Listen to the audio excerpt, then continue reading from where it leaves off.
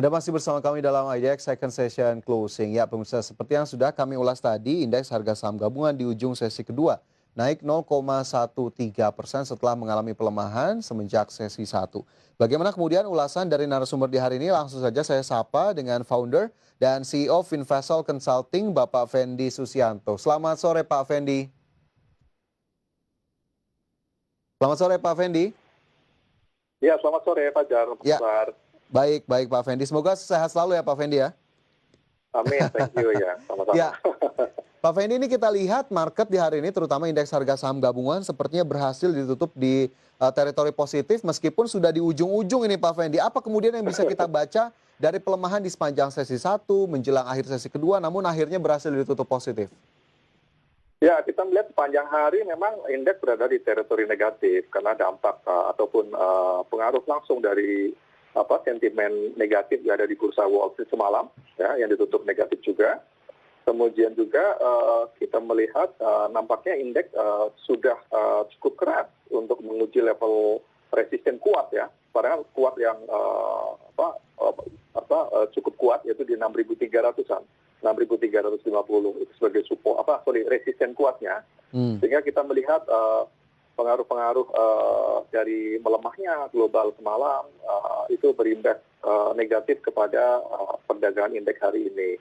Meskipun pada akhir sesi ditutup sedikit mengalami peningkatan ataupun positif, namun kalau kita melihat tidak terlalu signifikan, dan perlu kita catat bahwa net foreign buy itu mencatatkan positif juga, kurang lebih sekitar 30 miliar rupiahan. Jadi ini menunjukkan bahwa sebenarnya di tengah kondisi indeks yang sedang relatif tertekan, beberapa saham terkena yang kita sebut dengan bargaining hunting di sesi akhir, terutama menjelang penutupan di jam-jam 3 ya, kurang lebih seperti itu. Oke, jadi ada bargaining hunting di akhir meskipun kita tahu bursa globalnya cukup berat begitu ya, bursa US-nya ditutup Ya. negatif, kemudian indeks regionalnya juga sepertinya tidak terlalu ceria di hari ini. Tapi masih akan berlanjut atau tidak ini Pak Fendi kekhawatiran ini terutama di pekan depan? Ya, kalau kita melihat nampaknya pergerakan indeks akan terkonsolidasi di rentang yang relatif sempit ya, pada kisaran 6.100 hingga 6.400 ya. Artinya pada pekan depan pun kecenderungannya indeks akan bergerak pada rentang itu, yaitu 6.100 hingga 6.400 dengan kemungkinan besar akan tetap menguji pada level 6.350 sebagai resisten kuat. Memang beberapa saham sektoral terutama sektor keuangan, kemudian sektor mining, sektor infrastruktur sedang dalam potensi sedikit mengalami koreksi. Ini yang membuat dampaknya terhadap indeks juga relatif cukup besar untuk tidak pada pekan ini tidak berhasil mempertahankan resisten tersebut. Oke, sektor-sektor dengan bobot yang cukup besar begitu ya, salah satunya sektor keuangan Iya, juga betul. akhirnya menjadi pemberat bagi indeks harga saham gabungan sendiri begitu ya. Hari ini ditutup di 6356 setelah kemarin juga berhasil ditutup naik 1,12%. Tapi akhirnya di tengah bargain hunting tadi yang Pak Fendi sebutkan, adakah kemudian akhirnya sektor yang cukup menjadi unggulan di hari ini di tengah pelemahan yang mendera sejak awal sesi? Ya, kita melihat sektor-sektor finance, infrastruktur, menurut saya masih tetap cukup menarik ya. Karena memang ini melihat outlook-nya juga masih positif dalam waktu jangka pendek, menengah maupun jangka panjang. Sehingga ini adalah sektor yang tetap diburu oleh para pelaku pasar ya. Oke, jadi ada sektor-sektor tadi yang masih tetap menarik dan diburu oleh pelaku pasar, ada finance, infrastruktur, dan juga tadi ada sektor lainnya. Sementara saya ingin sedikit menggali juga Pak Fendi dari sektor, di luar sektor tadi, ada sektor consumer begitu ya, hari ini juga terpantau beberapa di antaranya mencatatkan penguatan, ada HMSP, GGRM, dan juga beberapa emiten consumer lainnya. Dan ini juga sesuai sekali dengan tema kita hari ini, bagaimana kemudian prospek emiten consumer di tengah momentum menjelang Ramadan dan juga Idul Fitri. Pak Fendi, secara keseluruhan ini sektor consumer sepertinya belum ada tanda-tanda yang cukup positifkah? Atau justru Anda lihat saat ini sudah mulai cukup tepat untuk memburu emiten-emiten di sektor ini? Nah, kalau kita melihat memang timingnya sekarang ini ya, kalau kita lihat setelah sektor consumer itu cukup lagging ya, lagging di awal-awal tahun ini, dan bahkan sepanjang 2020 kinerjanya juga relatively masih below than average di indeks harga saham gabungan. agak sedikit so-so dengan kinerja dari sektor properti. Nah, kita melihat bahwa tahun ini kita lihat outlook-nya cukup bagus karena di bulan Februari pun Bank Indonesia sudah merilis Consumer Confidence Index itu sudah mulai meningkat. Dari posisi Januari 84,9, sekarang pada posisi 85,8. Jadi ada sedikit peningkatan ya. Artinya apa? Artinya kemudian kita melihat outlook-nya juga positif. Nah, di samping itu nampaknya outlook-nya sepanjang Ramadan maupun Lebaran nampaknya sudah mulai bergerak kembali ketimbang pada tahun kemarin. Ya, kita anggap tahun kemarin sebagai the loose year, mungkin sekarang adalah strike back untuk menang ya, untuk win kembali ya di sektor konsumer. Karena kita melihat aktivitas ataupun consumer confidence sudah mulai mengalami peningkatan, kurang lebih demikian. Oke, tapi apakah kemudian jangan-jangan ada switching alokasi yang dilakukan oleh investor dan dalam tanda kutip saham defensif di tengah pergolakan market kemarin akhirnya ditinggalkan melihat ada sektor-sektor lain yang justru lebih menarik ya Pak Fendi? Ya, itu juga benar juga ya. Kalau menurut analisis kami juga demikian, karena biasanya di fase-fase market ataupun ekonomi mulai recover, itu sektor yang pertama adalah sektor komoditis tentu saja yang akan mengalami peningkatan.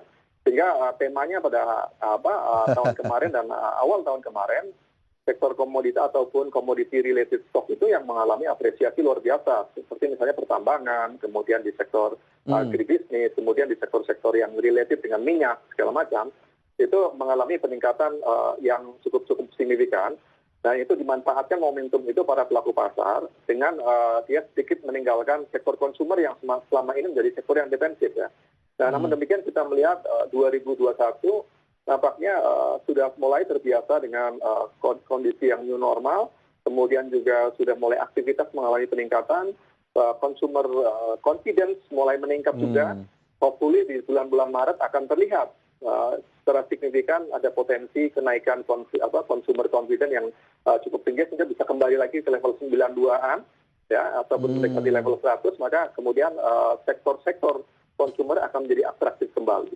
Sektor consumer akan atraktif kembali, Consumer Confidence Index sepertinya bisa menjadi salah satu indikator begitu. Tapi satu hal lagi Pak Fendi, apakah kemudian pembatasan yang masih berlangsung, kemudian kemarin informasinya pemerintah sepertinya belum memutuskan nih akan melarang mudik atau tidak, bahkan yang sudah muncul adalah tidak dilarang. Nah, ini lagi-lagi bisa menjadi harapan untuk sektor consumer atau tidak Pak Fendi?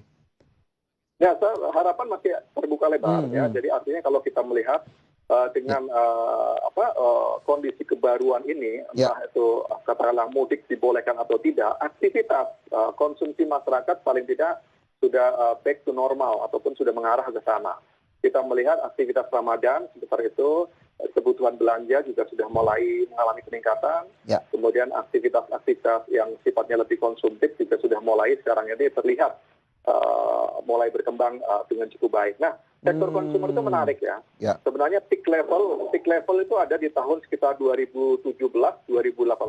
Pada waktu itu memang Consumer Confidence Index hampir menyentuh sampai ke level 130 ya.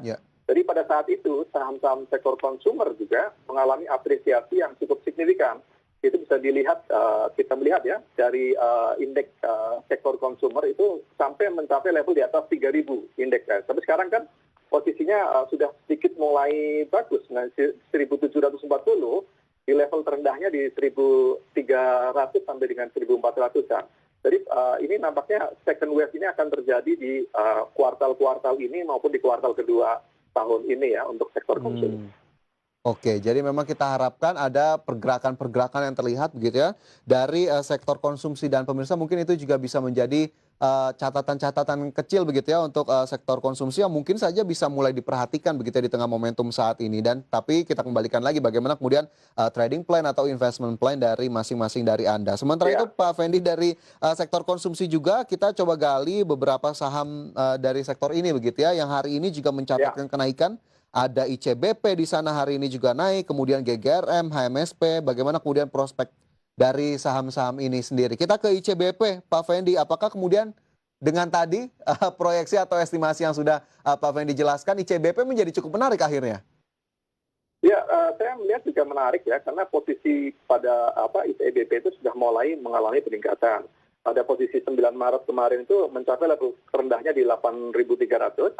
saat ini berdagangan di level 8.800-an atau tempatnya ditutup di 88.25.